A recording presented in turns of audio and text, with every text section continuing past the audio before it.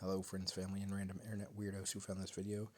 Today we are on Orkney. First we went to Kirkwall in search of breakfast, which we didn't find until we got to the Tesco. Mr. Bean's three-wheeled car enemy. And we headed off to Skara Brae.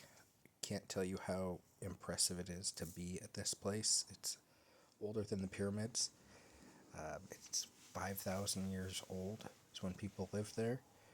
And it's just an awe-inspiring place when you're just watching the video beforehand going in. Even I was getting goosebumps.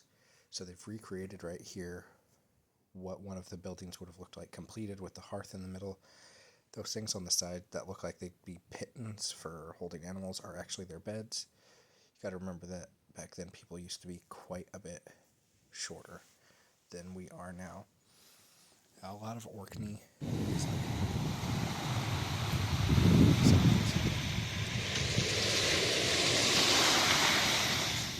So a lot of Orkney is rolling hills like you're seeing there, kind of gentle rolling, usually covered in like heather, and it's really beautiful. After this, we got back, we took the ferry back to the main part of Scotland, and in the Highlands there that we're at now, just crazy hills, like a hill exploding on a hill with ravines and stuff in them. It's absolutely crazy. But Orkney had so much to offer, and especially Skara Brae. If you get a chance to go there, I definitely recommend it. It was quote-unquote discovered in 1850 by the Laird of Scalehouse, which means more likely one of his servants was like, hey, look at this over here, because a big windstorm uncovered parts of it. And it was excavated by a guy who was like basically one of the fathers of archaeology or something like that. I can't remember. The sign says it. You can pause it and read it. But one of the ladies there was the first Scottish woman to become an archaeologist, or the first Scottish woman to become an archaeologist. And I just think it'd be really cool if someone could recreate the whole village.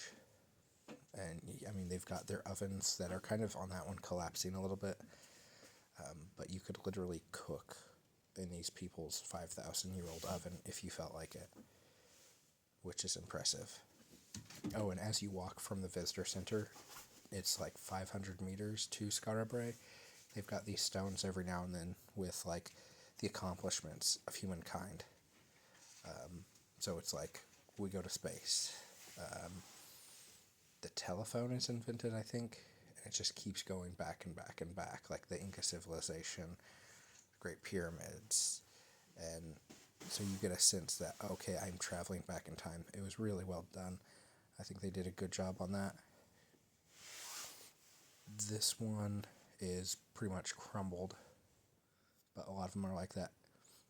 And I like this window. It looks out directly into the North Sea, which would be kind of a cool thing. I don't know if it would be for like security purposes. This here is the Scale House. The Laird of the Scale House is the one who supposedly discovered Skara Brae after the windstorm.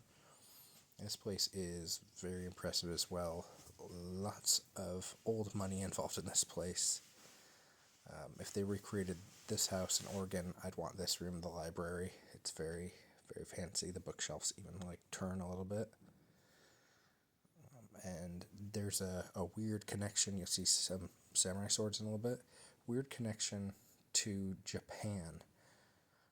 I couldn't really follow. It was somebody who had lived here that went there and then there. But they were born in Germany originally, and then for a while they lived at Skull House. So there's a bit of Japanese decoration inside in one of the rooms, which is coming up after this picture of a bathroom. So the women on the walls there are all in kimonos. And then you've got some Japanese stuff back there as well. And in the hallway, I don't remember if it already showed or if it's going to show, you'll see a couple samurai swords, which is pretty cool. The whole Laird's uprickness. I really like that painting. I wish that you could buy a replica of it because it looks nice. There were quite a few pieces of art in here that I thought were really nice. And they had a nice gift shop down below as well. We picked up a few things. There were some things that you had to pay with cash or do a QR code to donate to charity. But like that was fine. They actually had gin and scotch down there as well, with some other drinks. And then in the main gift shop at the visitor center, they had even more alcohol and choices. Oh, this is cool. That was in Kirkwall. That's St. Magnus. Oh, there's a samurai sword. St. Magnus Cathedral. That was a scale model that a guy had made for them like 150 years ago or something. It took him 3 years to complete. And so it was kind of cool that earlier in the morning we had gone there and then we wound up seeing it. This is the stone circle of Brogdor, and it was mentioned at Skara Brae, and later on we saw another stone circle. So it's sort of like Stonehenge in that it's standing circles, and they're not exactly sure completely what it was for, most likely ritual. It could have been a gathering place. Here we are at the Highland Park Distillery. My gosh, you're about to see some very fancy, expensive bottles. That's like $3,000. Don't even know how much those ones are. Didn't look at the price tag. And then we're at the Strathy Inn in Thurso. So have a great one and see you on next